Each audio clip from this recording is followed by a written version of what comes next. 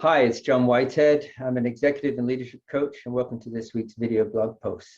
So over the last couple of weeks, we've been looking at Kouzes and Posner's The Leadership Challenge and their fourth practice, which is enabling others to act. And if you remember last week, I was talking about actively listening. That was the practice from last week. Are you actively listening to others, people's ideas and thoughts, to the diverse thinking?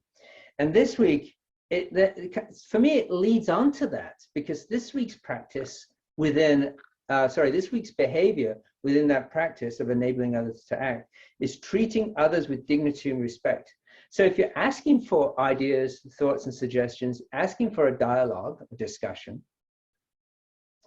and then you're actively listening to diverse ideas, of course, you should be asking and acting with respect and treating others with respect and treating others with dignity, not dismissing them.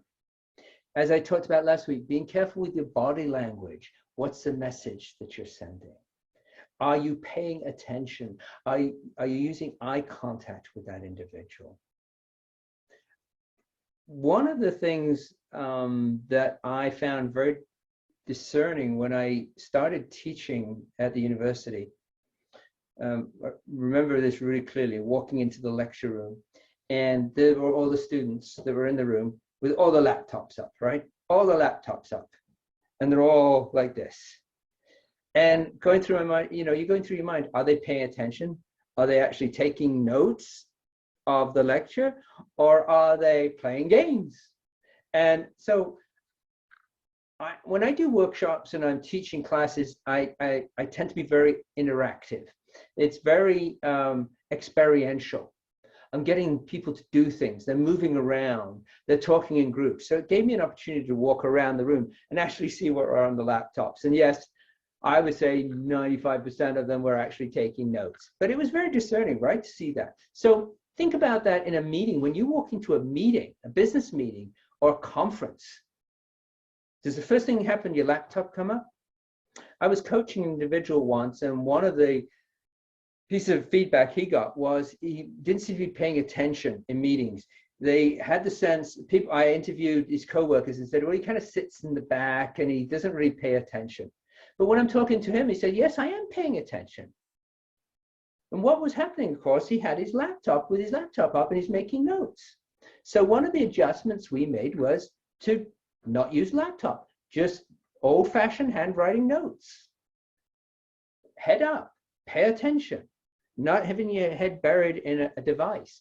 And the feedback changed from those people around him, his peers and his direct report that worked with him. One of the comments was, we're noticing he's paying more attention in meetings.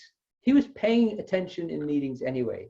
It was the perception that was being laid off. So there's 2 points to this, right? One is, be careful of the perception that you may be thinking of other people, but more importantly, what are you giving off? What is the sense of paying attention to those people around you?